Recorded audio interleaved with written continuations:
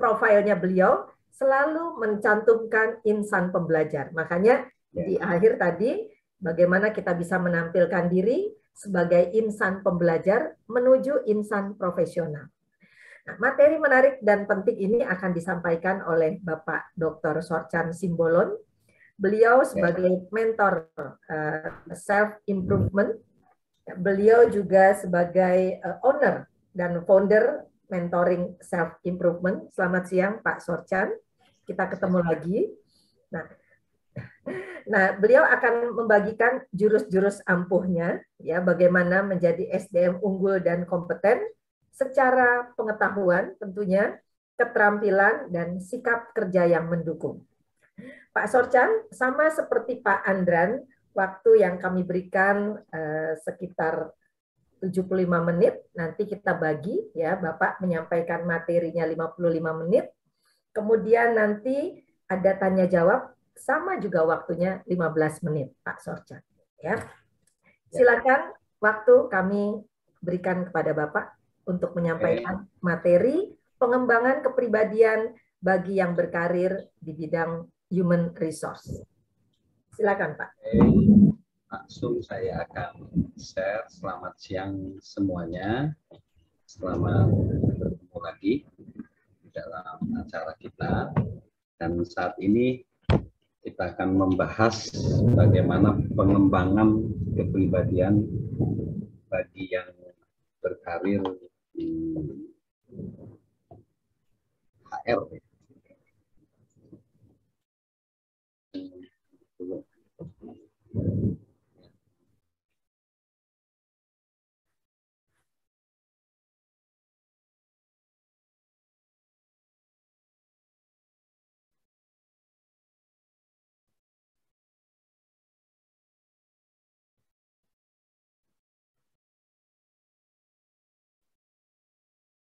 Pak Sorchan, suaranya masih di mute, Pak. Oke, ya maaf. Ini karena, udah ada suara ya? Sudah Pak, clear Pak. Ya, maaf tadi. Baik, jadi di saat ini kita akan belajar tentang pengembangan kepribadian bagi yang berkarir ya di HR. Memang ini luas tentang pengembangan kepribadian dan kita akan lihat. Ini saya ya sudah kenal semuanya ya karena sudah sering berbicara. Nah, baik, kita akan bahas di tema kita saat ini adalah sebenarnya 3 hal lah ya. Dan di sini kelihatannya banyak senior-senior ya. Jadi di sini sebagai penggiat atau profesi HR, menurut saya harus ada yang namanya pengembangan kepribadian atau self improvement. Yaitu mengembangkan kepribadian diri kita sendiri untuk menjadi sukses ya, menjadi utuh dan menjadi sukses ya. Kita akan lihat di sini John C. Maxwell berkata ya, ini tentang bagaimana kita menjadi sukses. Menjadi sukses itu adalah memiliki kebiasaan sukses setiap hari. Nah, ini yang sulit ya. Bagaimana menjadi sukses itu adalah memiliki kebiasaan sukses setiap hari. Ya, John C. Maxwell berkata, Anda tidak akan pernah mengubah hidup Anda sebelum Anda mengubah kebiasaan yang Anda lakukan setiap hari. Rahasia sukses Anda ditemukan dalam rutinitas Anda setiap hari. Nah, ini yang menurut saya menjadi tantangan. Bahwa untuk menjadi orang yang berkembang atau mengembangkan diri di bidang HR, ya human resources, dia harus bisa di dalam kehidupan sehari-harinya itu, dia menerapkan apa yang dia katakan, apa yang dia nasihatkan. Ini yang menjadi tantangan. Artinya bagaimana pola perilaku dia ketika dia di kantor harus sama dengan di rumah, di keluarga, di seluruh kehidupan. Karena sukses yang sejati, kita tidak perlu harus memakai kepribadian kita yang berbeda-beda. Kita harus menjadi pribadi yang utuh. Nah, itu yang akan kita pelajari. Nah, oleh karena itu bagaimana kiatnya ya, kita akan lihat di sini. Yang pertama, kita harus sadar ya bahwa kita harus mengembangkan pribadi kita sendiri. Bahkan juga diterapkan ke orang lain. Ini ada filsuf dari Jerman, ya, Johann Wolfgang von Goethe. Bahkan nama Goethe ini menjadi Institut Goethe di Jakarta. Biasanya kalau ada orang mau bekerja sama dengan pihak Jerman, studi lanjut, maka Goethe Institut akan melayani di sana. Nah, itu berasal dari filsuf, seorang filsuf terkenal di Jerman. Dia berkata, perlakukanlah seseorang sebagaimana adanya, dan Anda akan menjadikannya makin buruk. Namun, perlakukan seseorang seolah dia telah mencapai potensi yang mungkin ia mampu raih. Dan Anda menjadikannya apa yang seharusnya. Nah, ini menarik ya, bahwa kita sebenarnya punya potensi diri yang tidak terbatas. Mungkin kita hanya baru menggunakan 1% dari potensi diri kita. Nah, ketika kita khususnya misalnya di sebagai penggiat HR, ya, kita lihat orang itu dalam jangan kondisi sekarang. Bahkan sebuah penelitian psikologis yang terbaru, lihatlah orang seolah-olah 10 tahun mendatang. Kalau dia umur 30 mungkin wah umur 40 kemana? Gimana? 40, 50 gimana? 50, 60. Jadi 10 tahun ke depan. Karena dia sebenarnya belum mencapai belum mencapai potensi dia yang sesungguhnya. Nah, ini menarik ya. Kita akan lihat lagi tentang pengembangan diri. Nah, pengembangan diri atau peningkatan potensi diri itu sebenarnya ada 3 unsur yang melekat di dalamnya, yaitu 1, kesadaran, lalu yang kedua kemampuan. Ini biasanya kemampuan ini sesuatu yang udah ditaruh di dalam diri kita oleh alam semesta atau oleh Sang Pencipta. Lalu yang ketiga itu pilihan yang kita buat. Nah, dari kesadaran plus kemampuan plus pilihan, maka akan ada peningkatan potensi diri. 3 unsur ini. Ya, jadi nah, lalu kalau kita bisa melakukan itu setiap hari, ya. Kita sadar, kita meningkatkan kemampuan, lalu kita memilih pilihan-pilihan yang tepat, maka potensi diri itu nyata. Dan kita akan menjadi pribadi yang sukses, pribadi yang bahagia, pribadi yang hebat. Begitu ya. Mari kita akan lihat, kita akan bahas satu-satu. Yang pertama adalah kesadaran. Kesadaran diri khususnya itu adalah, kalau dalam bahasa Jawanya itu eling, dalam bahasa Inggrisnya awareness. Jadi di sini kita harus sadar bahwa potensi diri kita ini bisa dikembangkan, bisa diubah. Kesadaran itu artinya kita jangan percaya pada label yang disematkan oleh diri kita sendiri maupun oleh orang lain. Dan jangan berpatokan pada masa lalu. Nah, ini. Jadi kesadaran itu adalah di mana kita ya bisa, sebenarnya kesadaran itu saat kita terkoneksi kepada alam semesta ini atau Sang Pencipta dan juga status kita. Jadi kita sebagai manusia yang harus bermanfaat bagi manusia yang lain. Kalau kita suami, sadar posisi kita sebagai suami. Kalau kita sebagai kepala departemen HR, sadar sebagai pemimpin atau kepala departemen, sebagai direktur, ya sebagai warga masyarakat dan segala macam. Nah, itu lanjut lagi tentang kesadaran. Nah, kesadaran diri ini sebenarnya adalah bukan sesuatu yang kebetulan. Kesadaran diri ini adalah sesuatu yang memang harus sengaja. Jadi sengaja dibentuk atau sengaja dilatih atau sengaja di coaching atau mentoring ya. Jadi bukan sebuah kebetulan. Dan bahkan bisa saja kita sendiri tidak tahu bahwa kita tidak sadar. Ini persoalannya. Dan sering kali manusia ini banyak nggak sadarnya dibanding sadarnya, gitu ya. Jadi itu. Nah, jadi kita, nah lanjut ya. Kita akan lihat lagi. Nah, next berikutnya ya kita akan lihat. Nah, kesadaran diri itu sebenarnya sebuah keterampilan yang kuat. Ya. Itu adalah sebuah keterampilan sebenarnya yang harus kuat. Karena kalau kita terus ya mengcoaching, mementoring atau membuat kita menjadi sadar diri, itu kita akan bisa melihat diri kita sendiri dengan jelas. Ya, clear. Kita bisa mengintrospeksi, kita bisa cermin diri. Karena sebagai HR, ketika kita mengassessment atau menilai orang, persoalannya kita sendiri kan punya kelemahan. Kita punya blind spot, titik buta. Tidak mudah karena sebenarnya yang menilai secara utuh, secara adil cuman Tuhan, cuma Gusti Allah SWT. Sedangkan kita nggak mungkin kan sebagai manusia, tetapi kita harus menilai kan demi kemajuan perusahaan, company kita. Nah maka kita perlu juga melihat ke diri kita sendiri. Apakah kita sudah melakukan apa yang kita omongkan begitu? Nah ini yang jadi masalah di kantor, di marketplace adalah ketidakadaannya teladan. Kita tidak menjadi ikhlas, kita tidak menjadi tulus. Lalu kita kesadaran diri juga memberikan kualitas dalam keputusan kita. Keputusan kita jadi tepat sesuai dengan batasan-batasan kita. Kita tidak menjadi over.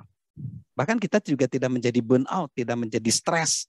Kita tidak menjadi terlalu overconfident juga, tapi juga bukan berarti tidak punya confidence. Jadi pas gitu ya.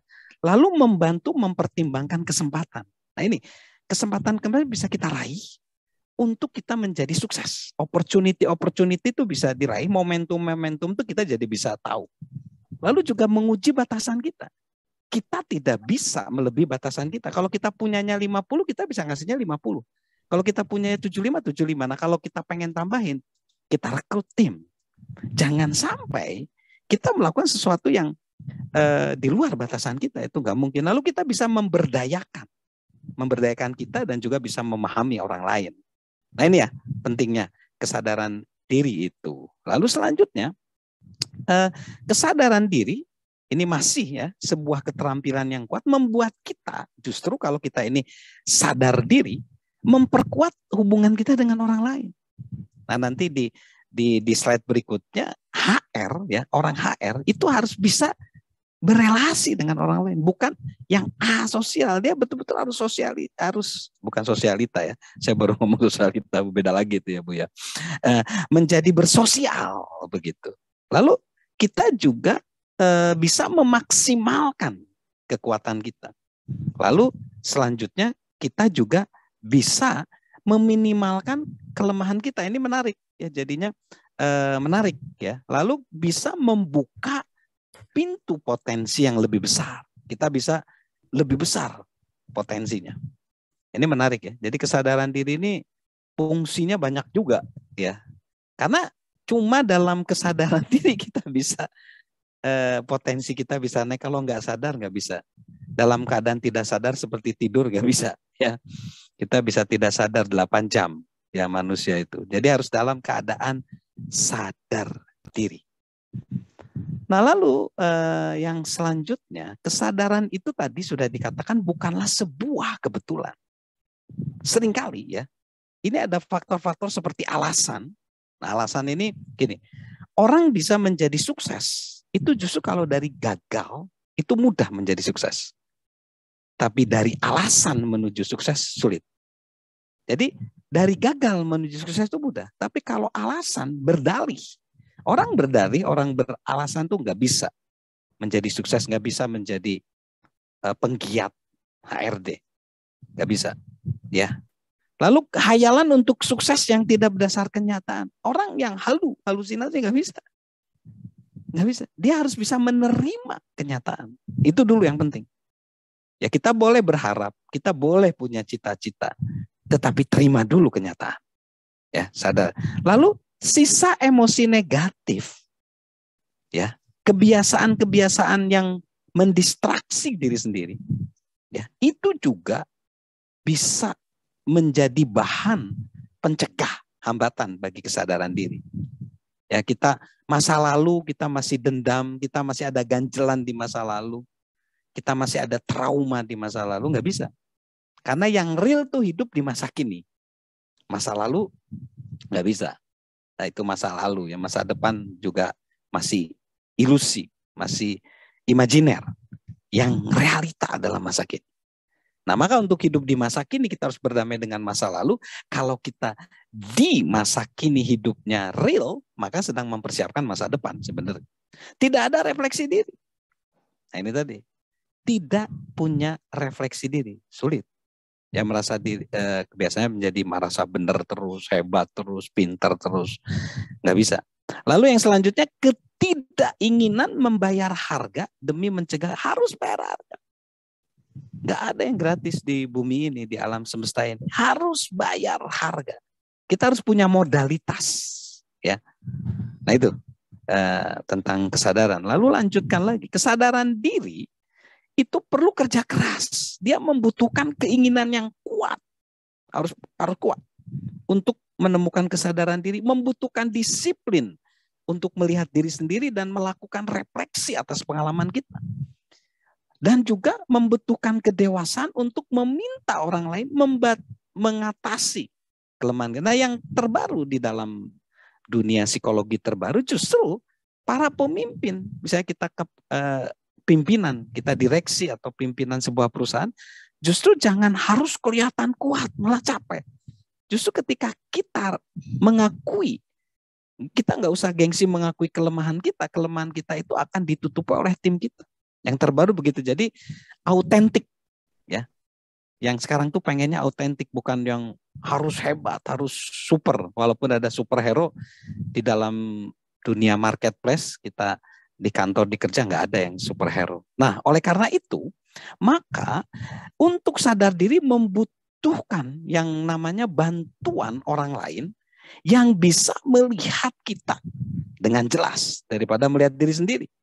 Kita perlu menemukan seorang teman, kita perlu menemukan seorang kolega, kita perlu menemukan mentor, kita perlu menemukan anggota keluarga mungkin yang bisa dipercaya dan bisa mengarahkan, membantu kita, mengarahkan, memberikan umpan balik yang jujur dan terus-menerus.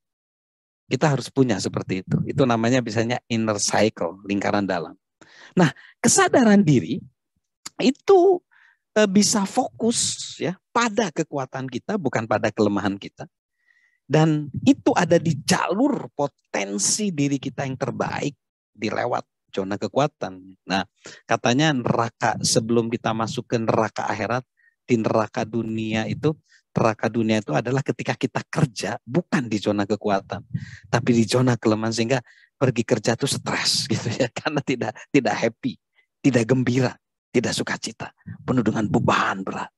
Karena di situ bukan zona kekuatan kita, hanya sekedar mencari uang, ya. Itu yang disayangkan, walaupun kebutuhan ekonomi uang penting ya, tetapi kalau bekerja hanya sekedar itu saja, maka ada banyak masalah di situ. Lalu niat untuk memperbaiki diri, selalu improvement tiap hari berubah, yang tidak berubah perubahan terus tiap hari.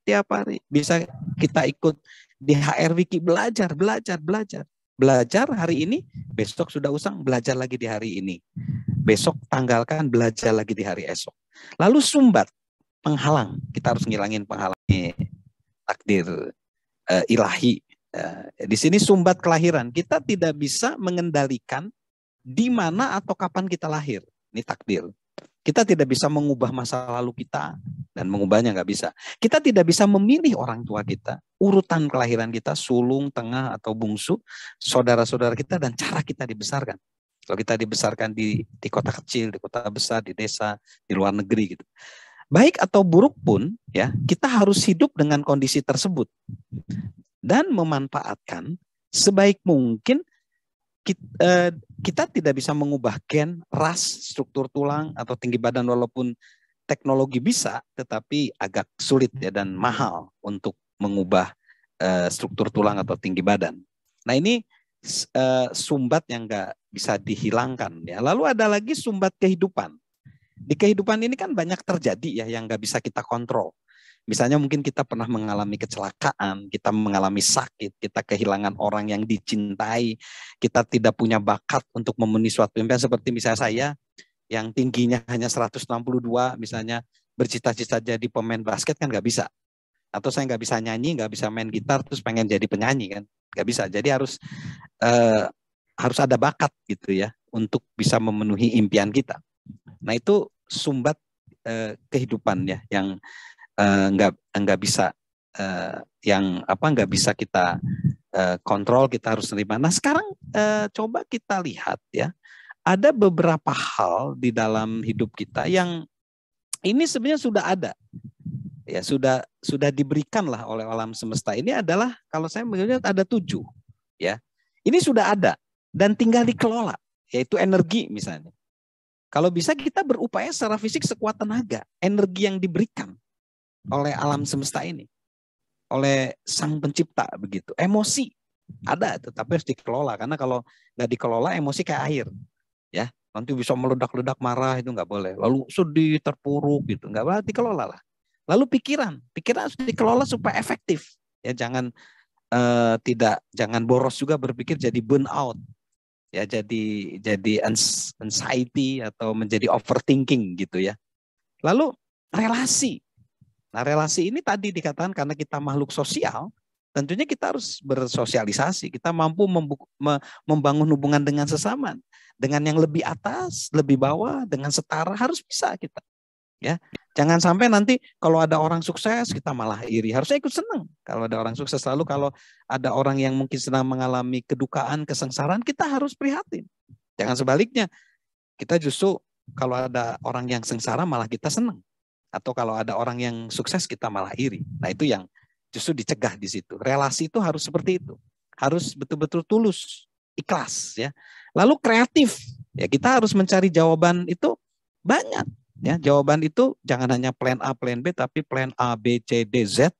Tapi kalau sudah Z kurang, A aksen gitu ya. B aksen, A double aksen, A triple aksen. Harus terus kreativitas. Lalu produksi. Harus ada karya kita ini. Kita diciptakan untuk berkarya. Jadi kalau orang ada katanya bagaimana cara membunuh manusia? Cara membunuh manusia buat aja manusia itu menganggur. Karena kalau dia menganggur, sebenarnya dia sudah melemah dan menuju kematian. Manusia harus berproduksi. Ya, lalu kepemimpinan. Sebenarnya kepemimpinan itu bisa ya dikembangkan. Mulai dari memimpin diri kita sendiri, nomor 1 yang penting, memimpin keluarga, komunitas kecil, memimpin di departemen kita atau di divisi kita. Nah lalu ini pilihan. Nah pilihan ini milih kita. Nah ini ada beberapa pilihan yang harus kita pilih ya untuk menjadi pribadi kita menjadi sukses, menjadi berhasil, menjadi utuh, yaitu tanggung jawab. Kita harus punya tanggung jawab. Karena tanggung jawab itu membuat kita menguasai, kita bertanggung jawab sebagai seorang HR, sebagai kepala, sebagai pimpinan, bahkan sebagai karyawan atau sebagai anak buah, sebagai manajer, apalagi sebagai pimpinan. Lalu yang kedua, karakter. Karakter ini nilai-nilai lu, kita harus jujur, tulus, ikhlas, ya, jujur. Jangan berbohong, misalnya, jangan banyak bohong, harus jujur. Kalau kita tidak tahu, ya kita bicara tidak tahu, belum tahu, ya. Jujur, penting. Karakter ini nilai-nilai luhur. Kita peduli kepada orang. Lalu kelimpahan itu artinya memilih bahwa lebih dekat apa? Alam semesta ini ilmunya begini. Kalau kita memberi, maka alam semesta akan memberi lagi. Memberi lagi. Jadi jangan merasa diri rugi. Atau pelit begitu ya. Pelit, macam-macam pelit. Ilmu, pelit pengembangan. Gak boleh. Kita harus terus punya pikir berkelimpahan bahwa alam semesta ini nggak akan kekurangan. Sebenarnya semua ilmu yang ada itu berasal dari sana, begitu. Lalu disiplin, kita harus disiplin, kita harus fokus ya saat ini dan menindaklanjuti, kita harus disiplin. Ya, seorang HR ya harus disiplin, ya nggak boleh malas, kita harus disiplin, sungguh-sungguh, punya niat, yaitu mengejar kebermaknaan. Harus ada passion, niat, sungguh-sungguh, ya. Biasa. Nah, lalu apalagi kita lihat lagi di sini ya. Yang keenam, sikap. Kita harus bersikap positif dalam kondisi apapun. Ya, tidak boleh tidak boleh negative thinking. Nggak bisa. Ya, karena kita harus bisa keluar dari situasi kondisi apapun sebenarnya. Jangan kalau pas kondisi low kita sedih, kondisi high kita gembira, enggak, kondisi apapun. Ya, ada seseorang mengatakan kita jangan biarkan kehidupan mengalir, tapi kita kendalikan kehidupan kita itu. Kita yang mengendalikan kehidupan, bukan kehidupan yang kita mengikuti. Lalu resiko. Kita harus berani keluar dari zona nyaman. Kalau kita stepnya sudah begini, bisa kita 6, kita keluar menjadi 8, 8 keluar lagi. Jadi, tapi paling sengsara kalau kita sudah 8, pimpinan kita masih 6 ya. Kayak gitu, saya pernah ngalamin. Ya kan, dulu saya 6, pimpinan saya 8, saya masih bisa ada space 2 kan, gitu. Nah kalau saya udah 8, pimpinan saya 8, ya saya nggak bisa dapat apa-apa di situ. Ya kan, kita harus cari pimpinan yang lebih tinggi lagi. Karena keluar dari zona nyaman itu improvement naik terus. Lalu spiritual, kita harus menguatkan keimanan kita. Kita harus punya nilai-nilai spiritual, keyakinan, iman yang kuat. Lalu pertumbuhan, self improvement. Kita bertumbuh. Sebenarnya kesuksesan itu sebuah journey. Kesuksesan itu bukan sebuah tujuan kita. Misalnya sudah lulus SMA, kuliah S1 sukses, ya gitu ya. Lalu nanti S2 sukses, S3 enggak. Tetapi sebuah journey, sebuah perjalanan hidup, kesuksesan itu sebenarnya. Lalu yang ke-10 kemitraan. Kita harus berkolaborasi dengan orang, berenrichment, saling memperkaya. Ibu Elis punya apa, berkolaborasi dengan saya. Ibu Wulan punya apa, jangan justru tidak berkolaborasi, memperkaya. Memperkaya itu lawan kata dari mempermiskin. Kita nggak boleh mencela orang, wah hebat, wah gitu, nggak. Jangan, kita harus berkolaborasi. Itu orang yang sukses ya. Lalu selanjutnya, ini tentang bagaimana tahap-tahap kehidupan lebih dalam dekade kehidupannya untuk mencapai kesuksesan. Tapi juga bisa digunakan untuk apapun. Usia 20-an sebenarnya itu adalah penyelarasan. Kita membangun fondasi dan bersiap menyongsong kesuksesan masa depan. Usia 30-an tuh kita lagi menyesuaikan. Kita mencoba hal-hal yang berbeda, menemukan mana yang efektif dan mana yang tidak. Usia 40-an adalah kemajuan. Kita berfokus pada zona kekuatan dan memaksimalkan metode yang manjur. Usia 50-an itu penilaian. Kita mulai mengevaluasi prioritas kita. Semoga saja kita bergeser dari kesuksesan menuju kebermaknaan. Usia 60-an adalah puncak permainan dan pengaruh kita. Itu udah puncak. Gitu ya. Ini udah jam 15 nih Bu Elis. Lanjut atau gimana? Lanjut, Pak. 25 menit lagi. Oh, masih ada ya? Masih ada, 25 Pak. Menit. Oh, masih banyak. Oke. Nah, sekarang kita bahas sedikit ya tentang baby boomer, generasi X, generasi milenial dan generasi Z. Jadi udah dibahas tapi nggak apa-apa, kita reminder. Nah, generasi baby boomers itu adalah generasi yang lahir tahun 46 sampai 64. Dinamakan baby boomer karena angka kelahiran bayi yang sangat besar seperti boom setelah berakhirnya Perang Dunia Kedua. Dilansir dari history, di Amerika Serikat saja ada 76 juta kelahiran atau 40% dari populasi negaranya. Karakter generasi baby boomer ini membangun era setelah Perang Dunia Kedua.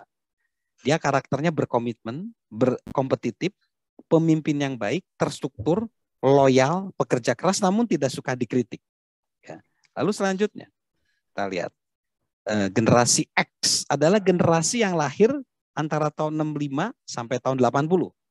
Gen X sering disebut baby bust karena penurunan angka bayi yang signifikan dibanding generasi baby boomers. Generasi X tumbuh di masa perkembangan teknologi yang sama sekali baru seperti HP dan laptop. Juga tumbuh di tengah kesulitan ekonomi tahun 1980. Generasi X berkarakter mandiri, dia pekerja keras, berorientasi pada karir, fleksibel, mahir dalam teknologi, logis, banyak akal, problem solver atau pemecah masalah yang baik. Lalu selanjutnya adalah generasi milenial. Ini sering disebut milenial itu sebenarnya generasi Y atau generasi Y. Generasi Y atau generasi Y ini adalah generasi yang lahir tahun 1980 sampai 1995. Pada saat teknologi telah maju. Mereka tumbuh di dunia yang telah mahir menggunakan media sosial dan juga smartphone, sehingga otomatis mahir berteknologi. Generasi milenial sering disebut generasi mager, karena senang main ponsel ya, malas gerak. Karakternya adalah keingintahuan yang tinggi, percaya diri, generasi yang paling banyak baca buku nih generasi ini, namun rentan terserang depresi atau gangguan kecemasan. Nah, ini di sini ya, mental health ini isunya di sini. Mental health ya, generasi ini nyata. Ya sekarang juga dengan pandemi mental health begitu menjadi sangat nyata.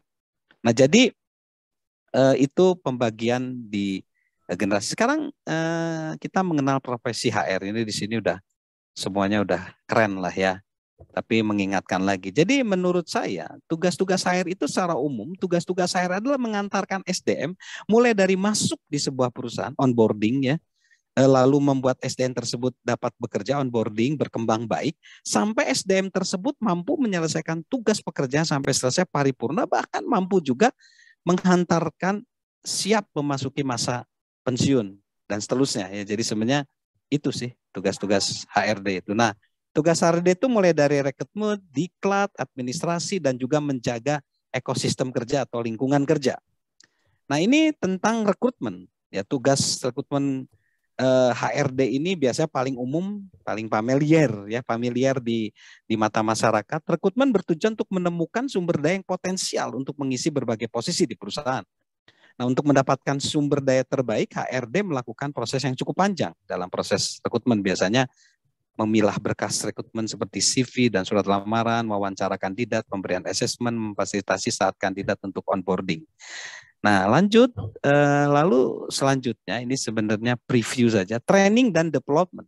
Tugas berikutnya adalah training and development, yaitu pelatihan dan pengembangan. Ya, tak hanya menyeleksi, tugas HRD juga meningkatkan kualitas yang sudah bergabung di perusahaan. Ya, lalu di situ agar dia terjadi kontribusi secara optimal atau human capital. Training dan development juga dilakukan ketika ada perubahan atau perkembangan besar pada industri atau perusahaan tersebut. Nah, lalu selanjutnya, ya kita lihat yang tugas selanjutnya adalah ini ya, administrasi ya, ini penting ya. Biasanya ini tugas ini sering dianggap tugas utama dari HRD. Sekali besar tugas ini sebenarnya berhubungan dengan pengelolaan database serta administrasi karyawan. Secara detail, HRD akan mengelola data karyawan, pembayaran gaji, benefit, absensi, cuti tahunan, kontrak kerja. Ini sering ada di pertanyaan di grup HR ya, hingga pengurusan DKI, pengurusan kerja bahkan sampai pensiun. Itu saya pikir sudah banyak yang tahu semuanya. Lalu yang selanjutnya ini yang menarik. Dia harus menjaga ekosistem, membuat ekosistem atau lingkungan kerja yang kondusif. Sebuah perusahaan biasanya terdiri dari banyak karyawan dengan berbagai posisi yang memiliki keberadaan beragam. Agar karyawan dapat bekerja dengan baik, ekosistem atau lingkungan kerja dalam perusahaan perlu dijaga agar tetap baik dan kondusif. Salah satu tugas HRD itu mengelola itu. Untuk mencapai tujuan tersebut, HRD dapat membuat peraturan-peraturan perusahaan untuk ditaati karyawan. Tak hanya melalui peraturan, HRD juga menjaga ekosistem lingkungan yang kerja yang menumbuhkan. Biasanya kalau generasi milenial karena isu mental health jadi dia dibuat nyaman ya. Kecuali generasi yang kita nih yang konvensional. Lalu evaluasi ya, salah satu upaya membuat ekosistem kerja yang kondusif, HRD perlu melakukan evaluasi kinerja. Evaluasi kinerja dilakukan agar kualitas karyawan terkontrol dan kinerja karyawan meningkat. Untuk melakukan evaluasi kerja, biasanya HRD melakukan pengumpulan feedback melalui berbagai cara, seperti perform, pressure tool. Selain itu, masukan dari rekan kerja, atasan, bawahan juga mungkin dibutuhkan bagi HRD untuk mendapatkan evaluasi kerja. Penilaian 360 derajat. Nah, kita tahu ini kriteria profesi HRD ya, latar belakangnya biasanya dari studi sumber daya manusia, administrasi bisnis, manajemen, dan tadi sudah juga oleh coach sebelumnya ya, Pak Andran, ya juga biasanya sih program pendidikan psikologi itu sangat dibutuhkan ya di ini. Lalu problem solving. Nah, ini seorang profesi HRD ini harus memiliki kemampuan problem solving. Sebuah perusahaan mungkin akan mendapati perselisihan antar karyawan. Menyelesaikan perselisihan yang ada adalah salah satu tugas profesi HRD agar menjaga ekosistem lingkungan kerja tetap kondusif.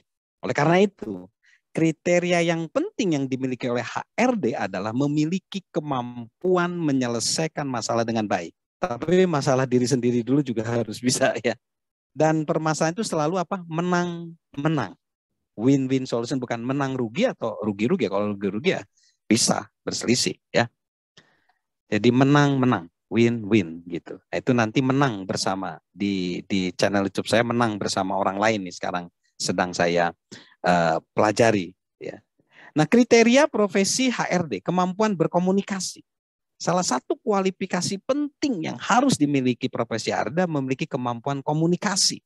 agar dapat menjalin hubungan dengan mudah dan efektif. Ini mungkin bulan Januari atau Februari saya akan membawakan ini full ya di HR Wiki tentang untuk skill komunikasi ini di dalam dunia kerja di marketplace. Hal tersebut menjadi soft skill yang wajib dimiliki oleh profesi HRD karena HRD adalah divisi yang memiliki tugas-tugas yang selalu berhubungan dengan banyak orang dari berbagai tim atau divisi.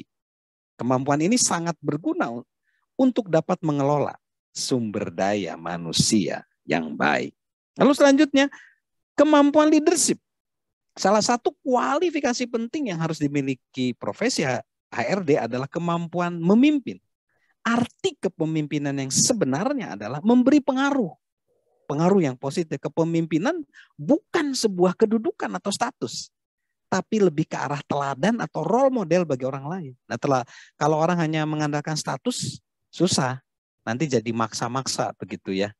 Tapi pengaruh, teladan. Jatuh bangunnya sebuah perusahaan tergantung pada kepemimpinan. Jatuh bangunnya juga keluarga dari kepemimpinan. Apapun jatuh bangunnya itu dari leadership. Hati-hati ya. Nah, lalu kriteria lain adalah kemampuan relasional, kemampuan pendelegasian, kemampuan membuat tim kerja, kemampuan memotivasi orang, kemampuan menghargai orang lain, kemampuan mengembangkan orang lain, kemampuan mengarahkan orang lain untuk menjalankan visi misi perusahaan, kemampuan untuk menang bersama tadi dan lain-lain dan banyak kemampuan ya. Tapi tadi ada beberapa yang dimention. Nah, sekarang mengenai kegagalan. Ini sebenarnya masalah credo kegagalan itu maksudnya prinsip tentang kegagalan. Banyak orang kan takut gagal ya, tapi mari kita lihat di sini. Saya tidak akan menghindari kegagalan lagi. Gak perlu dihindari. Manusia itu sebenarnya makhluk yang tidak sempurna, penuh dengan kegagalan, penuh dengan dosa, penuh dengan noda dan celah sebenarnya ya. Lalu kegagalan adalah bagian wajar dari dalam kehidupan. Dan saya bersedia mengambil resiko. Saya akan mengerjakan bagian yang terbaik. Ketika saya melakukan kesalahan, saya akan terus belajar darinya dan terus melangkah. Kegagalan adalah batu loncatan saya menuju sukses. Jadi bedanya orang gagal dan orang sukses sebenarnya. Orang sukses juga orang gagal. Orang gagal pasti ya. Tapi bedanya orang sukses memetik pelajaran dari kegagalan. Saya menjadi seperti ini karena saya memetik pelajaran dari kegagalan. Lalu ada rumus juga, kegagalan plus 1. Kalau kita gagal 10 kali, plus 1, 11. Ada seorang berkata begini, seorang olahragawan profesional berkata, bukan berapa kali Anda jatuh. Persoalannya bukan itu. Tetapi setelah jatuh, Anda bangkit nggak? Bukan berapa kali Anda jatuh sebenarnya. Tapi bangkit nggak setelah jatuh, itu yang penting. Ya jadi kalau kita jatuh 10 kali, bangkit ke 11-nya. Kita jatuh 20 kali ke 21, 100 kali ke 101. Nah, jadi itu tentang kegagalan. Kita lanjutkan lagi. Nah, ini sebenarnya saya ambil daily dose ini dari buku John C. Maxwell tentang bagaimana kita menjadi pribadi yang utuh, apalagi sebagai penggiat HRD. Kita harus mempunyai 12. 12 ini dosen ya. Daily ini setiap hari ini kita harus seperti ini. Setiap hari itu 12. Jadi kehidupan ini kan kompleks ya, ada jutaan, cukup 12, yaitu sikap. Tentukan, kita perlihatkan sikap kita setiap hari yang tepat. Prioritas. Tentukan dan lakukan prioritas penting setiap hari. Jangan salah prioritas. Ya, misalnya kalau saya selalu menganjurkan prioritas keluarga juga penting selain pekerjaan. Ya, bahkan keluarga lebih utama sebenarnya daripada pekerjaan. Jangan sampai kita sukses di pekerjaan tetapi di keluarga kita hancur. Tapi juga jangan sampai ya. 10 menit lagi waktunya. Oke, siap. Lalu keluarga ya, berkomunikasi, memperdukan keluarga, pikiran, praktekkan dan kembangkan pikiran yang baik setiap hari, komitmen, buat dan penuhi komitmen setiap hari, keuangan, hasilkan dan kelolaan, iman tadi, spiritual kita setiap hari kita perkuat, hubungan, relasi, kemurahan hati, nilai dan pertumbuhan. Ini yang harus ada di dalam hidup kita setiap hari. Kalau ini nggak bisa, kita tidak bisa. Nah, ini lifestyle orang sukses. Lifestyle orang sukses itu adalah keputusan yang baik, ya. Tanpa disiplin itu rencana tanpa hasil. Disiplin harian yang baik tanpa keputusan yang baik, keterangan tanpa manfaat. Keputusan yang baik plus disiplin harian yang baik berpotensi menjadi mahakarya, menjadi sukses. Disiplin yang kita terapkan hari ini akan memberikan hari esok yang lebih baik. Disiplin akan selalu menyakitkan sebenarnya disiplinnya, karena kita harus dilatih. Ada dua hal yang menyakitkan sebenarnya dalam hidup ini. Kita mengalami kesakitan demi kesuksesan, atau kita mengalami kesakitan karena penyesalan hidup. Selalu begitu alam semesta, kan ada harga yang harus dibayar. Kita mau bayar harga dulu, setelah itu lunas, atau kita berhutang dulu, setelah itu kita sakit. Pilihan ada di tangan kita. Lalu selanjutnya, langkah pertama sebenarnya untuk menuju kesuksesan itu mulai dari diri kita, mulai lebih awal, mulai dari hal kecil, mulai dari sekarang. Saya sering ngomong, tidak ada waktu yang terbaik. Waktu terbaik nggak ada. Waktu yang terbaik adalah sekarang. Kalau kita ngomong besok belum tentu dilakukan. Waktu yang terbaik adalah sekarang. Nah, cara mewujudkan keputusan-keputusan kita, identifikasi. Buatlah pilihan dan bertekad mewujudkannya, disiplin mempraktekkan 12 hal tadi. Lalu ada 3 jenis manusia. 1, manusia yang tidak tahu apa yang harus dilakukan. Ini kasihan. 2, manusia yang tahu apa yang harus dilakukan tapi tidak melakukan, mendingan. Dan yang ketiga, manusia yang tahu apa yang harus dilakukan dan benar-benar mengerjakannya. Itu ya, orang sukses. Nah, jadikanlah setiap hari sebagai mahakarya. 1 hari, 1 pada hari ini akan bernilai 2 pada hari esok, menjadi apa nantinya sedang kita upayakan sekarang. Terima kasih. Thank you very much. Matur nuwun, gamsahamnida, sie kamsia. Matur nuwun. Terima kasih. Salam sukses luar biasa dari saya, Mr. Sorchan. Terima kasih. Ya, kita beri aplaus dulu untuk Pak Sorchan. Sama-sama. Terima kasih untuk pencerahan dan semangatnya Pak Sorchan. Yes. Nah, Pak Sorchan, dan sebelum kita berikan waktu untuk tanya jawab, boleh dong saya sedikit aja ya. Saya tertarik sekali nih dengan apa yang disampaikan oleh Pak Siap. Ya. Jadi pengembangan diri ini memang merupakan komponen penting ya Pak ya, untuk mencapai sebuah kesuksesan, kehidupan yang extraordinary gitu ya, yang luar biasa. Nah, kesuksesan hidup ya seperti yang diinginkan oleh kebanyakan orang tentunya Pak Sorchan ya. Bahwa tadi Pak Sorchan sudah menyampaikan ada 3 poin penting atau unsur yang melekat gitu ya. 1 adalah kesadaran diri, kemudian kemampuan diri dan pilihan. Gitu ya. Ketiganya merupakan potensi diri ya untuk menuju individu yang nyata, yang utuh, hebat, bahagia, dan tentunya saling mensejahterakan. Ya, saling mensejahterakan. Nah, ini dibutuhkan afirmasi-afirmasi yang positif dan konkret tentunya ya Pak ya. Nah, itu nah. Kita melihat di sini teman-teman sebagai profesional HR gitu. Tentu ke depan dan dimulai dari sekarang ya, bagi yang sudah tinggal meningkatkan, bagi yang belum kita terus menuju bagaimana supaya kita mampu ya, bagaimana kita mampu berkomunikasi efektif, membangun relationship karena kita adalah para pelaku yang ngurusin orang-orang gitu ya Pak ya. Betul sekali. Ngurusin orang. Di sini dibutuhkan soft skill yang tinggi tentunya Pak Sorchan. Betul. Nah, itu kita bungkus dari apa yang Pak Sorchan sampaikan. Nah, ini ada pertanyaan Pak Sorchan. Nanti saya akan membuka pertanyaan kepada rekan-rekan. Waktunya 15 menit ya. Ada beberapa yang sudah ditanyakan. Nanti kita sebutkan ya. Tapi kalau yang ingin langsung berkomunikasi dengan Pak Sorchan, silakan ya. Waktunya 15 menit, sampaikan siapa namanya dan dari mana institusinya. Silakan teman-teman. Terima kasih Pak Sorchan. Sama-sama. Ada yang mau langsung ini di chat ada nih? Iya, di chat ada 2 Pak. Ada 2 ya nih. Iya, ada 2. Yang pertama ini langsung saya bacakan saja ya. Dari Pak Dedi.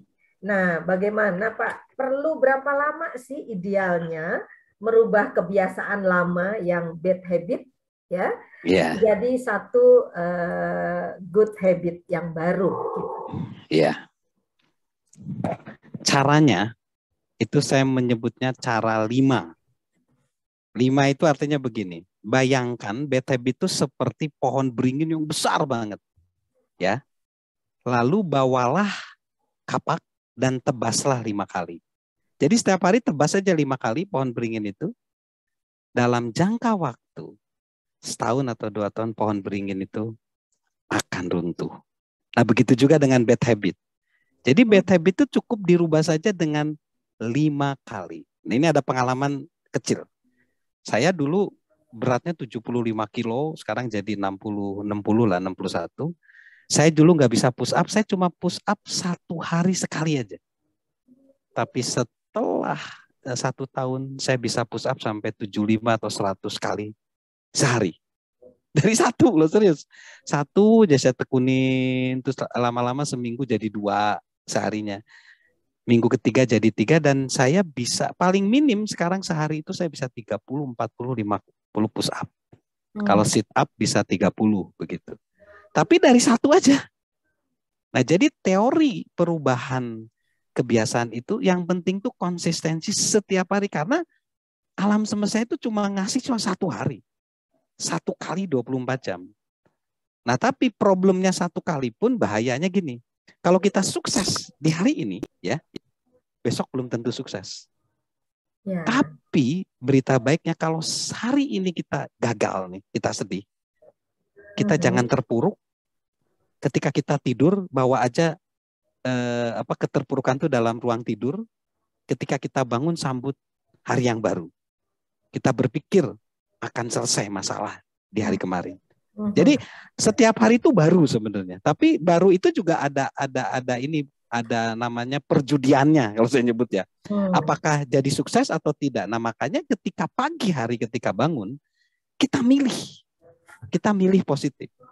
Nah ada seorang filsuf ngomong gini, kita hidup itu adalah pilihan. Ketika kita memilih, maka kita diperbudak oleh pilihan itu dan hidup kita ini bagian utama dari hidup kita akan dirubah menjadi calon makhluk surga atau calon makhluk neraka. Ngeri ya? Jadi pilihan kita tuh mau dibawa kemana? Setiap hari itu kita milih kecil demi kecil, tapi nanti kita ini akan terperangkap oleh pilihan kita sebenarnya. Kalau pilihan kita buruk, ya kita terperangkap di hal buruk. Tapi kalau pilihan kita baik, kita jadi baik. Dan terus baik sampai nanti akhirnya kita menjadi calon makhluk surga. Gitu sih. Jadi teori 5 kali aja. Jadi 5 kali dikapak, tek itu pohon beringin yang gede runtuh. Cukup 5 kali, jangan banyak-banyak. Setiap hari. Jadi teorinya seperti itu. Dan juga teori kesuksesan itu sebenarnya kan melangkah kan. Melangkah aja satu langkah, maka setahun jadi 365 kali langkah sebenarnya. Nah nanti pada langkah ke seberapa, kalau Tuhan berkenan, disitulah tiba kesuksesan. Kesuksesan cuma 1 sebenarnya, melangkah. Tapi kalau berhenti, pasti nggak akan sukses. Berhenti apapun loh, saya ngomongnya ini konsepnya udah meresah. Anda berhenti apapun, Anda akan tidak sukses. HR Wiki tidak boleh berhenti, ya Pak Wiki ya, tidak boleh berhenti. Kalau saya ngomong, karena kalau berhenti hilang kesuksesannya. Kita nggak pernah tahu nanti 2022 seperti besarnya apa HR Wiki ini. Melangkah aja terus, melangkah, dan tiba, boom. Karena kan manusia berusaha, Tuhan yang menentukan. Tapi kapan Tuhan menentukan kalau kita nggak berusaha kan? Kan gitu aja, sesimpel itu. Makanya jangan mikir kapan Tuhan menentukan, mikir aja kita berusaha gitu. Kalau di self improvement itu kan berusaha aja dulu, nanti kalau kita sudah sesuai dengan SOP-nya perusahaan, SOP-nya alam semesta tidak akan menahan berkah, rezeki, masa depan, jodoh, atau apapun juga sebenarnya. Begitu sih, Bu. Saya bisa ya. Makasih Bu Elis. Harus direm saya. Kalau saya nggak direm nanti ngomong terus. Ya, terima kasih Pak Sorjan.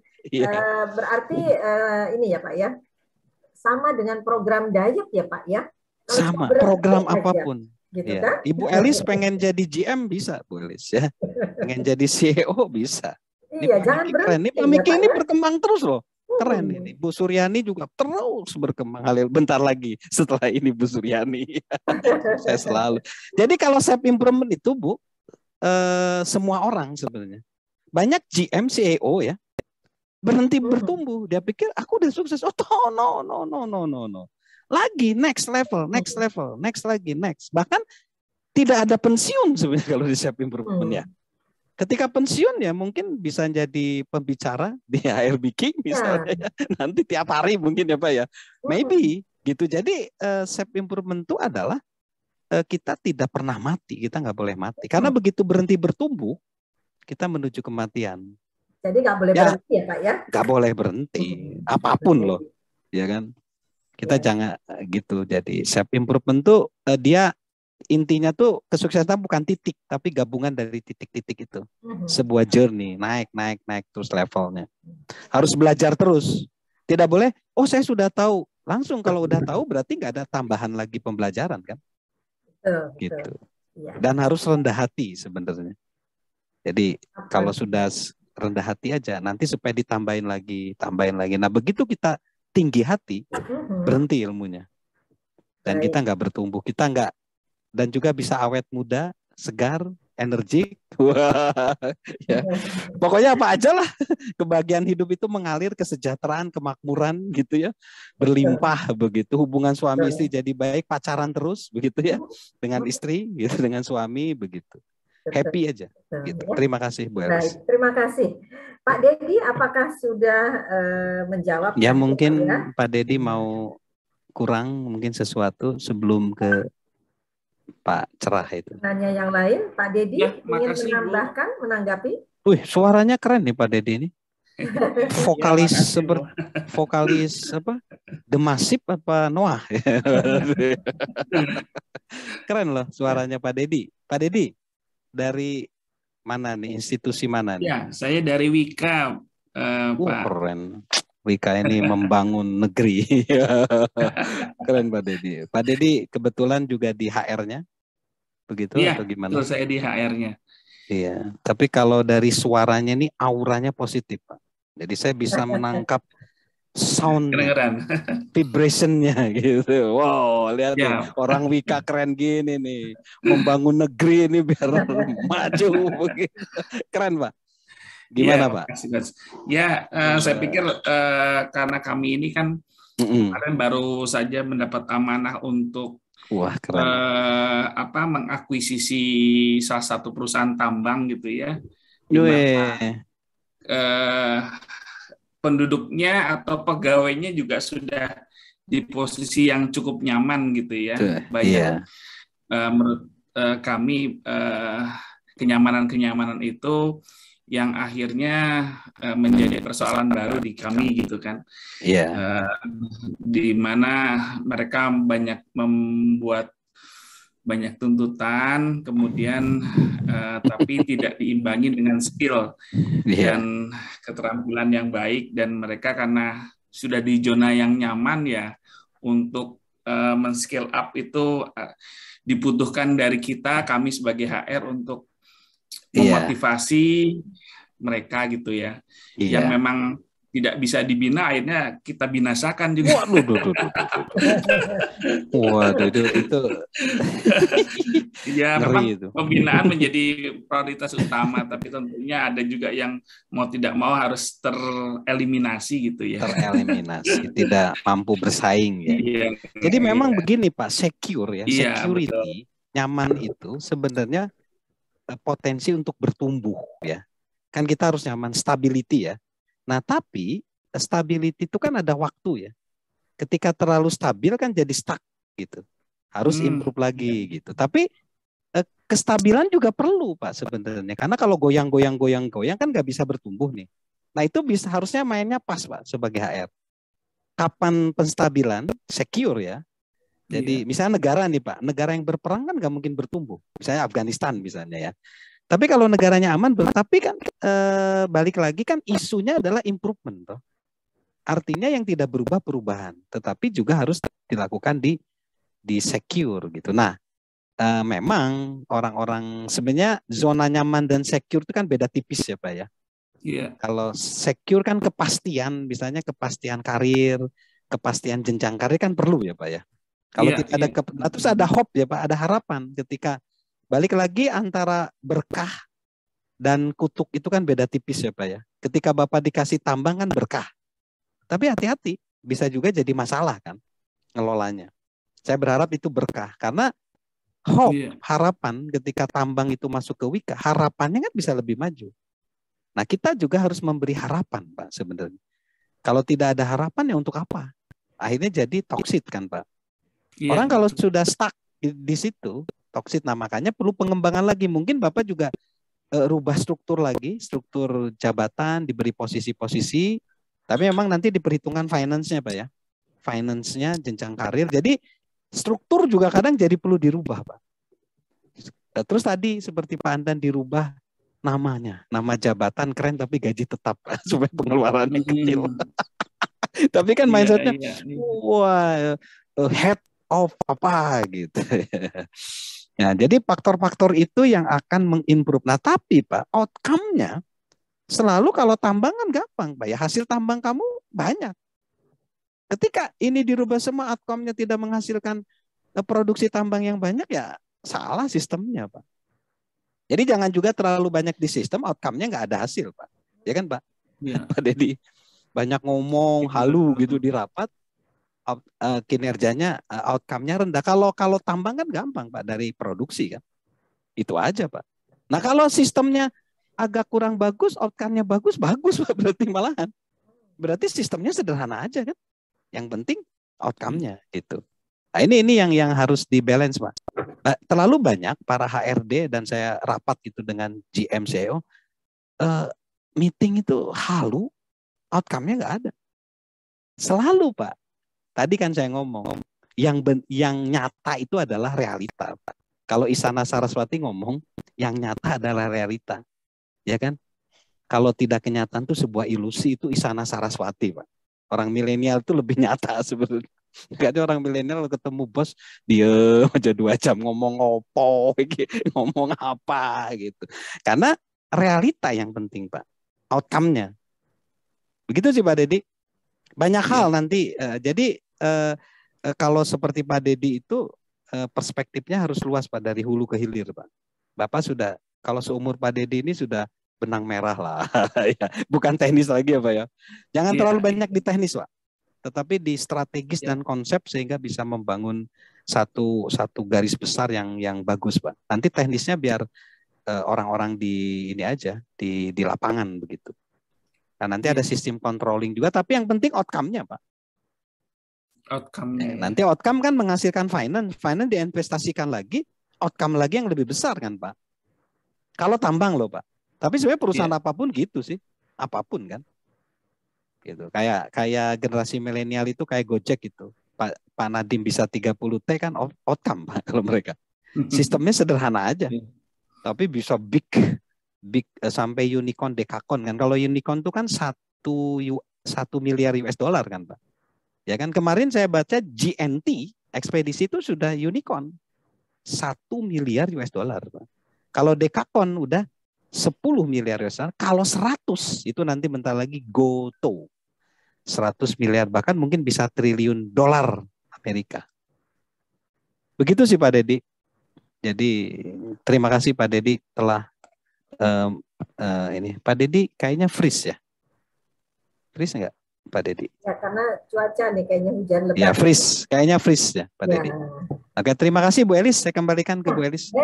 Baik Pak Sorchan, terima kasih penjelasannya clear begitu ya.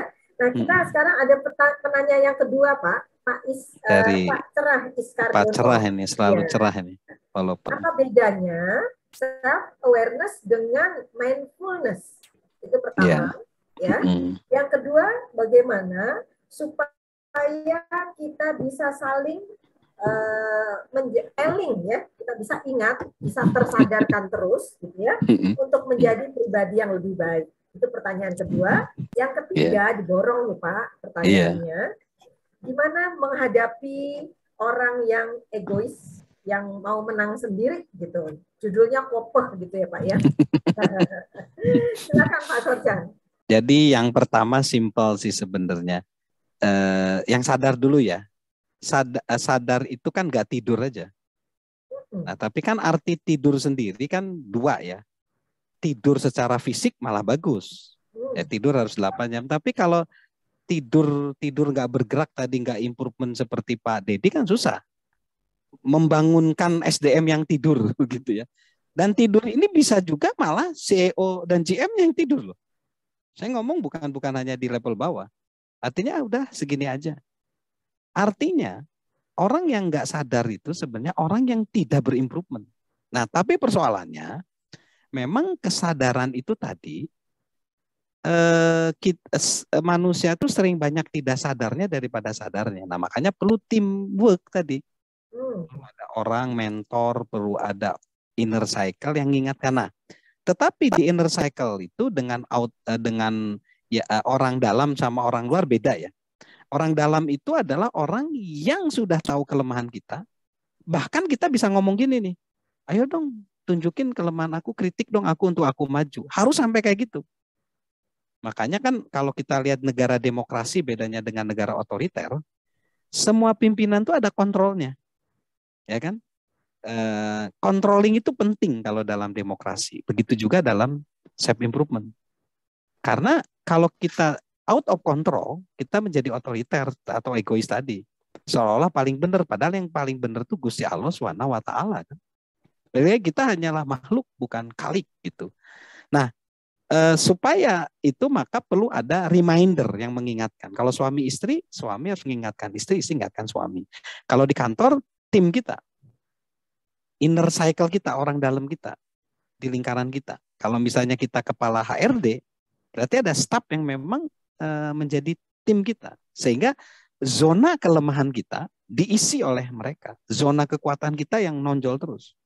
Kelemahan kita ditunjang oleh orang lain untuk ngangkat zona kekuatan kita. Nah, banyak SDM tidak berfungsi karena ketika KPI melihat, dia hanya lihat kelemahannya doang. Akhirnya down. Tadi Gute ngomong, kalau lihat orang, lihat potensinya jadi maju. Tapi kalau lihat orang cuma kelemahannya jadi down. Nah itu Pak. Jadi, nah terus kalau mindfulness sama awareness, mirip ya kayaknya ya. Supaya kita penuh pikirannya, kita harus sadar. Kalau kita nggak sadar, namanya tidak mindfulness. Kan kesadaran itu sebenarnya, kalau saya menyebut kesadaran itu kita terkoneksi, energi kita terkoneksi dengan energi alam semesta ini. Terkoneksi gitu. Sehingga kita tahu apa arti hidup dan alasan hidup. Dan alasan hidup sebenarnya yang paling penting kita bisa bermanfaat bagi sesama. Kalau kita tidak bermanfaat bagi sesama, untuk apa kita hidup? Atau gini juga, kita mengurangi masalah, misalnya Bu Elis nih, datang ke saya, ke Mr. Sorchan, masalahnya 10. Ketika dengan saya minimal tetap 10. Tapi alangkah baiknya, kalau Bu Elis datang dengan 10 masalah, ada Mr. Sorchan jadi 9 atau 8. Tapi paling jangan ditiru, atau paling parah, Mr. Sorchan datang, masalahnya Bu Elis nambah. Dari 10 jadi 12. Pasti Bu Elis tidak mungkin berteman dengan Mr. Sorchan. Nah, makanya di situ, kalau ada orang egois, biasanya tidak punya teman. Ada filosofi di pepatah orang Jawa, kalau kita punya 1000 teman, ya, masih ada satu musuh, berarti itu kurang teman kita. Ya kan?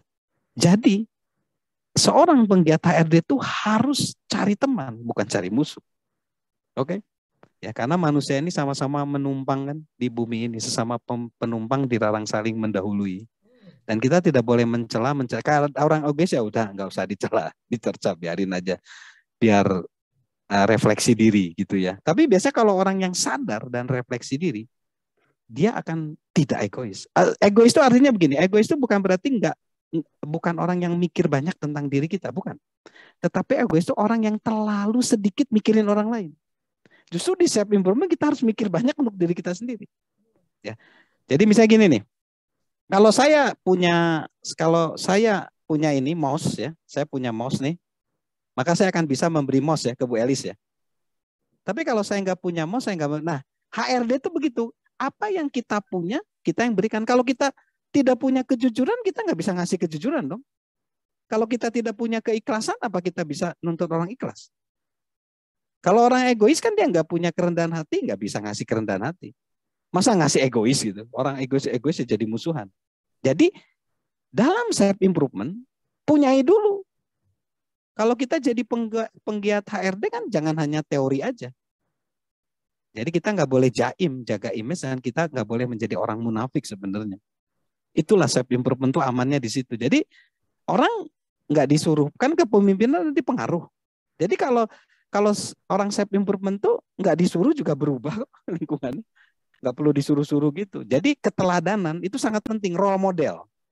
Banyak, misalnya kenapa ya anak-anak yang dari hasil orang tua cerai atau broken home ya, dia jarang sukses karena tidak ada role model. Maka mentoring itu sebenarnya menciptakan role model. Jadi kita harus niru orang sukses. Harus ada dulu orang sukses. Kalau HRD-nya nggak sukses, ya gimana? Di bawahnya suksesnya. Itu semua berhubungan, Pak Cerah. Jadi HRD itu, kalau dalam teori self improvement, gelas kita diisi dulu. Kalau gelas kita sudah berisi, maka kita bisa ngisi gelas orang lain. Nah, makanya pagi-pagi kita introspeksi, merenung, atau buat jurnal harian. Diisi dulu, buat dulu diri kita sukses supaya kita bisa mensukseskan orang lain. Gelas kita berisi dulu, baru kita bisa ngisi gelas orang. Kalau gelas kita kosong, kalau gelas saya kosong gitu ya, saya isi dulu gitu. Nanti dulu jangan bicara dulu dengan saya karena saya juga lagi gelasnya kosong nih, gitu.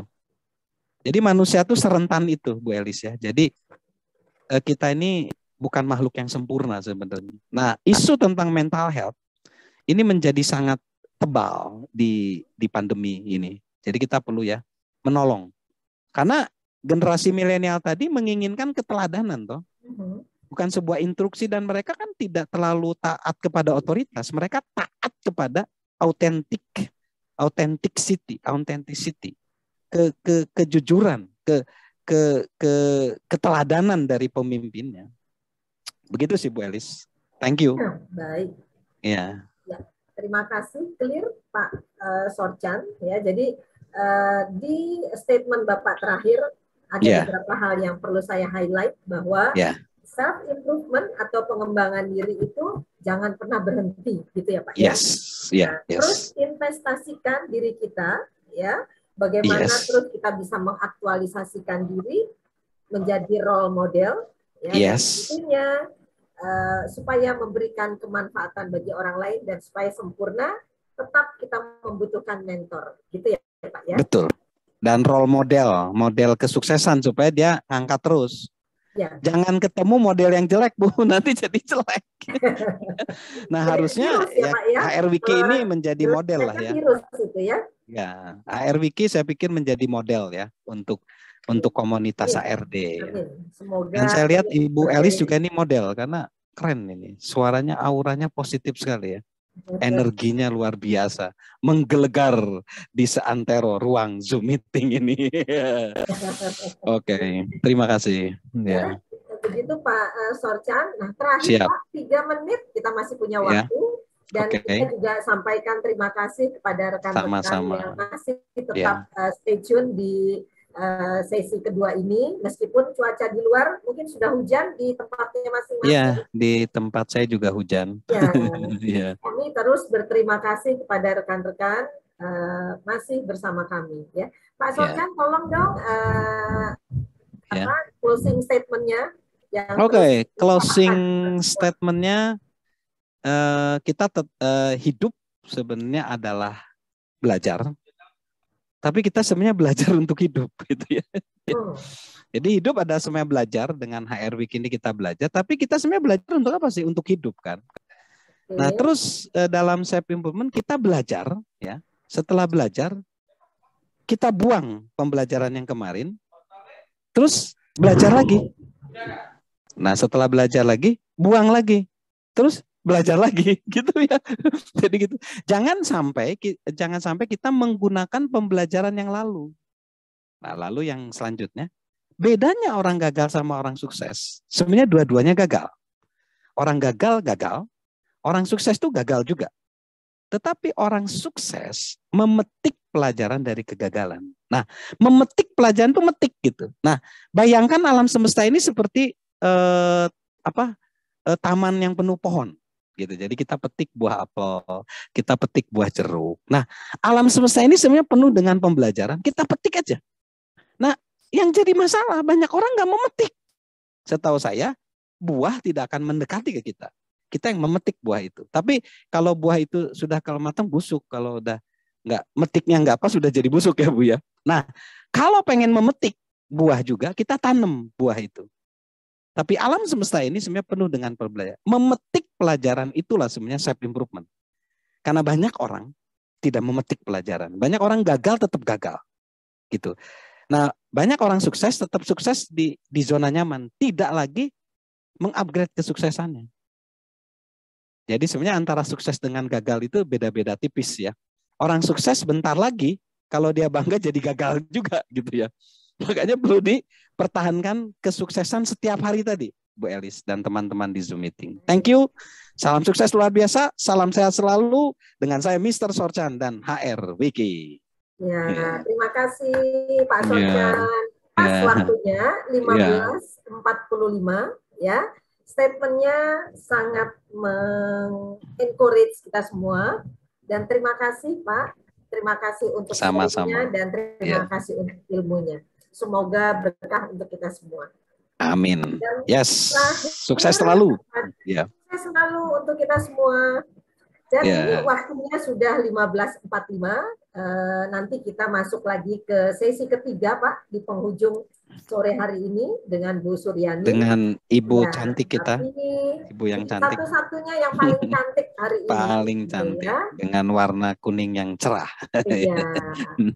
Dan kepada rekan-rekan semua, kami ucapkan terima kasih dan selamat beristirahat. Nanti kita ketemu lagi di jam 16. Jam 4 kita ketemu lagi sampai jam 17.15. Oke. Dan kita sholat asar dulu ya. Iya, isoma dulu, isoma. Oke. Sorchan dan kawan-kawan. Ya, salam sukses. Salam sukses.